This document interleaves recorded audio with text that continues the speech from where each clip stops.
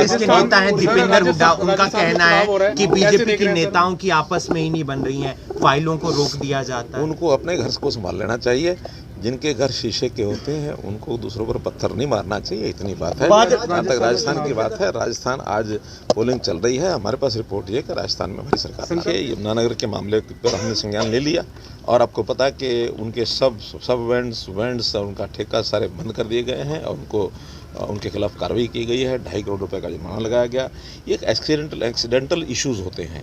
इतने बड़े सिस्टम के अंदर एक्सीडेंटल इशू कहीं भी हो सकता है। मैं तो इतना ही कह सकता हूँ कि पिछले साल की अपेक्षा हमारी एक्साइज ड्यूटी वो 1600 करोड़ रुपया आज तक बढ़ चुकी है। तो आप देख सकते हैं सीएम मनोहर लाल का जो काफिला है वो करनाल में पहुंच चुका है। आज राजकीय उत्तर रक्षा गृह कन्या का यानी कि नारी निकेतन का वो यहां पर उद्घाटन करने जा रहे हैं और एक नई बिल्डिंग का उद्घाटन होगा। और आप देख सकते हैं कई सामाजिक कार्यक्रमों में भी वो हिस्सा ले रहे हैं और उनके साथ हैं योगेंद्र राणा जो बीजेपी के जिला अध्यक्ष हैं। तमाम जो और अधिकारी हैं वो भी यहाँ पर पहुंचे हुए हैं। हरविंदर कल्याण जो विधायक हैं घरुंडा के वो भी यहाँ पर मौजूद हैं। आप देख सकते हैं शाम को 5 बजे वो विशेष चर्चा बुजुर्गों के साथ भी करेंगे।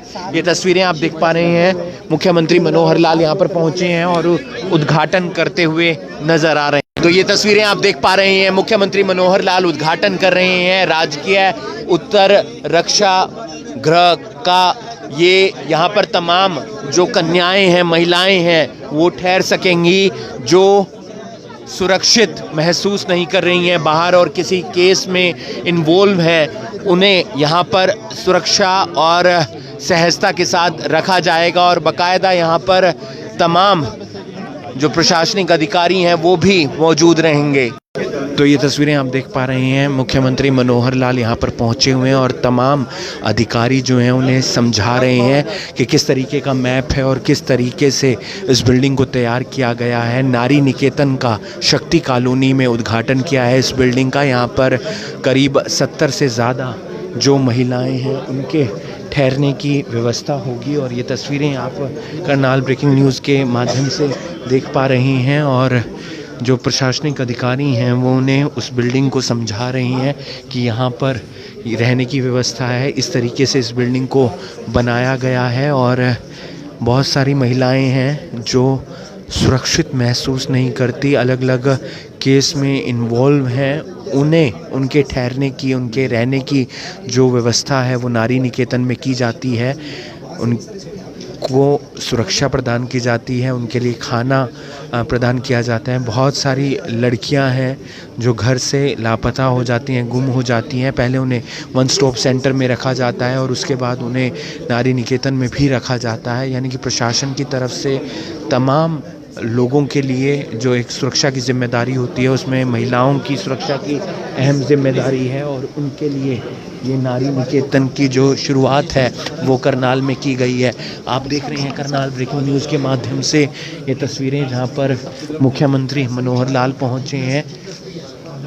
राजकीय उत्तर रक्षा गृह का उद्घाटन किया गया है और ये बिल्डिंग का इंतज़ार लंबे वक्त से था और इस बिल्डिंग का उद्घाटन होगा। करनाल जब भी कभी मैं इस प्रकार से आता जाता हूँ तो करनाल में रुकता हूँ और यहाँ आने के बाद ये जो अभी नारी निकेतन का भवन बना है, वास्तव में पूरा ये 6 एकड़ के ऊपर कई बिल्डिंग्स बननी है, उसका एक पोर्शन ये नारी निकेतन है। ये बन के तैयार हुआ है, इसका भी उद्घाटन किया है। नारी निकेतन में सामान्यतया वो महिलाएँ जो किसी भी कारण से असहाय हैं, जिनको सरकारी आश्रय की ज़रूरत होती है, ऐसे नारियों के लिए नारी निकेतन जगह जगह होते तो हमारे यहाँ जिले में बना है। साथ में एक वर्किंग वुमेन हॉस्टल ये भी बनाया जाएगा और ये सारी जो प्रकल्प है ये ठीक से सुचारू रूप से चलते रहे, आत्मनिर्भर हो जाए तो इसके एक पोर्शन में एक मार्केट कम्प्लेक्स बनाया जाएगा कमर्शियल, ताकि उसकी इनकम से आय से ये सारी व्यवस्थाएं चलती रहें। तो इस प्रकार का ये 6.5 एकड़ का एक प्रोजेक्ट पूरा तैयार होगा तो इसका बहुत बड़ा लाभ। सर, हाईकोर्ट ने संज्ञान लिया है 538 स्कूलों में शौचालय नहीं है और जींद में एक प्रिंसिपल पर यौन शोषण के आरोप लगे। सरकारी स्कूल का प्रिंसिपल, देखिए ये अलग अलग चीज़ें हैं। जहाँ तक जींद का विषय है, जींद के विषय में हमने संज्ञान लिया है, उसके खिलाफ कार्रवाई की गई है, उसको जेल के अंदर डाल दिया है, उनके एफआईआर उसके खिलाफ हो गई है और हम कोशिश करेंगे और इससे ज़्यादा सख्त जो भी कोई कानून के दायरे के अंतर्गत उनके खिलाफ कार्रवाई की जा सकती है वो करेंगे। वहाँ नया प्रिंसिपल भेज दिया गया है। स्टाफ में भी कुछ लोगों को जिन्होंने इस बात का पता होते हुए भी छुपाने की कोशिश की है उनको भी ट्रांसफ़र कर दिया गया है ताकि वहाँ उसका वातावरण ठीक बन जाए। बच्चियों से, उनके माता पिता से, वहाँ के स्टाफ से जो जानकारियाँ मिली हैं सख्त से सख्त कार्रवाई हमने की है। शौचालय नहीं है सर, मैंने बताया ये एक अलग विषय है जी। और जहाँ तक ये दूसरा विषय है, आपको पता है कि हरियाणा में 14,500 स्कूल हैं और 14,500 स्कूल पुराने भी हैं, नए भी हैं। इतने पुराने भी हैं उसमें जो 1962 के भी स्कूल ऐसे बने हुए हैं। उनकी बिल्डिंग्स का नई बिल्डिंग बनाने के लिए, नए कमरे बनाने के लिए सारा प्रपोजल चल रहा है।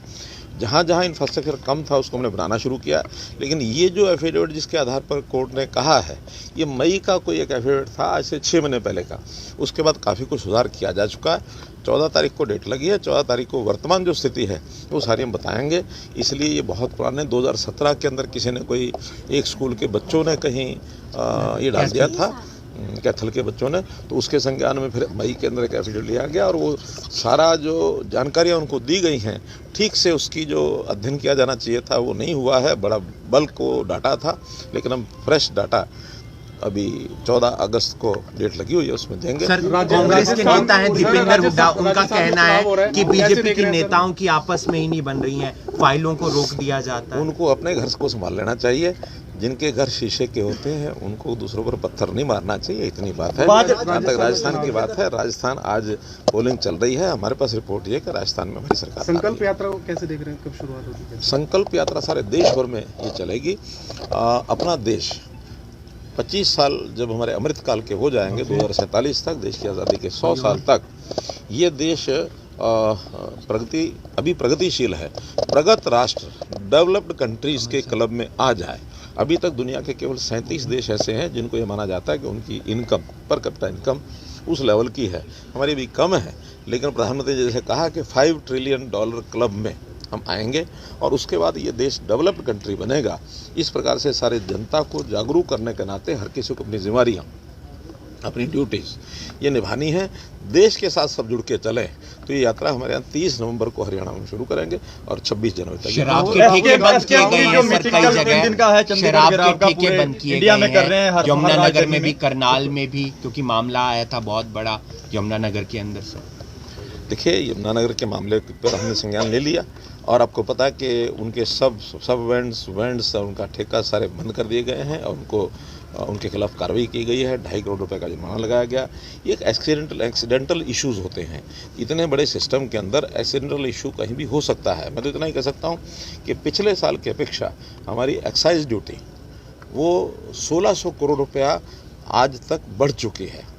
अर्थात हम चोरियां रोक रहे हैं, हम इन चीज़ों को बर्दाश्त नहीं कर रहे हैं और इतना बड़ा जंप इस बार आया है और आखिर 31 मार्च तक ये जंप और भी आगे बढ़ेगा। इसलिए उसमें किसी प्रकार की गुंजाइश गड़बड़ होने की नहीं है। जहाँ तक आपने चंडीगढ़ के विषय के बारे में कहा, चंडीगढ़ में एक ऑल इंडिया कॉलोनी भी है, उसका कोई हरियाणा से विशेष मतलब नहीं है।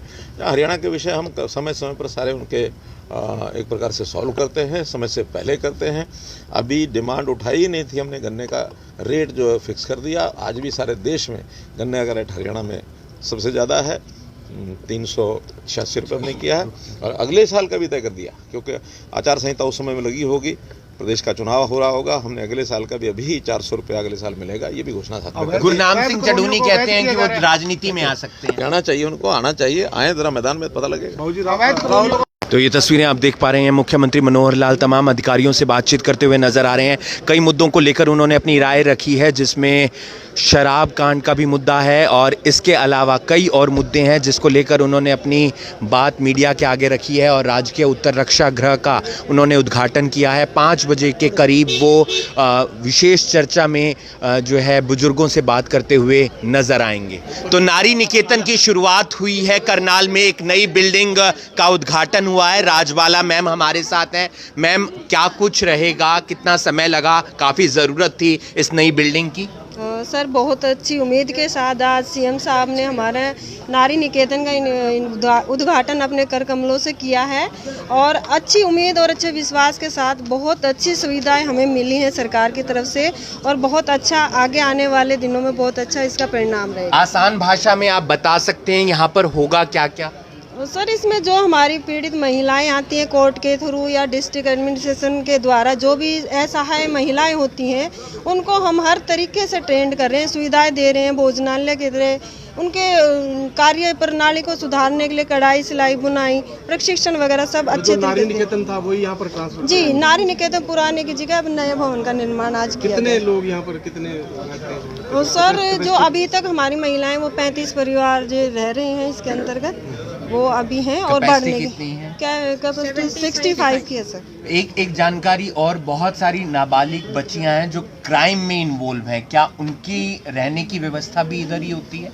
वो अलग वो उसी बिल्डिंग में बनेंगे सर। हाँ जी। तमाम मुद्दों को लेकर सीएम मनोहर लाल आज मीडिया के सामने अपनी राय रखते हुए नजर आए। उनसे सवाल किया गया दीपेंद्र सिंह हुड्डा के उस बयान पर जिस पर उन्होंने कहा था कि बीजेपी में गुटबाजी है। तो उन्होंने कहा कि जिनके घर शीशे के होते हैं उन्हें दूसरों के घरों पर पत्थर नहीं मारने चाहिए, यानी कि दीपेंद्र सिंह हुड्डा पर पलटवार किया है। साथ ही साथ दो मामले, एक जींद का मामला जहां पर प्रिंसिपल पर यौन उत्पीड़न का आरोप लगा है, उस मामले में कार्रवाई हुई है, सीएम की तरफ से कहा गया है। एक और मामला जिसमें हाई कोर्ट ने जुर्माना लगा दिया है कि स्कूलों के अंदर, जो सरकारी स्कूल है वहां पर लड़कियों के लिए शौचालय नहीं है। उन्होंने कहा कि वो पुराना मामला है, अब जब नई तारीख आएगी कोर्ट के अंदर तो एफिडेविट जो रखा जाएगा, जो सबूत रखे जाएंगे, उससे काफी ज्यादा बदलाव हो चुका है, अब काफी ज्यादा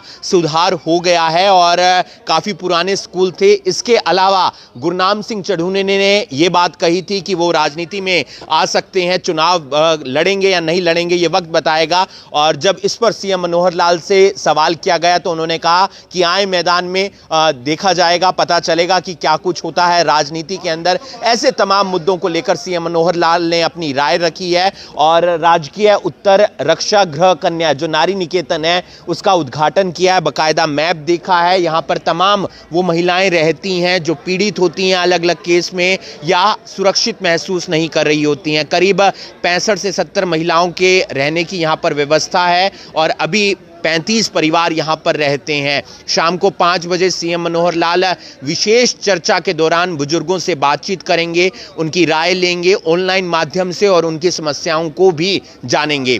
आप देख रहे हैं करनाल ब्रेकिंग न्यूज, मैं हूं आपके साथ हिमांशु नारंग।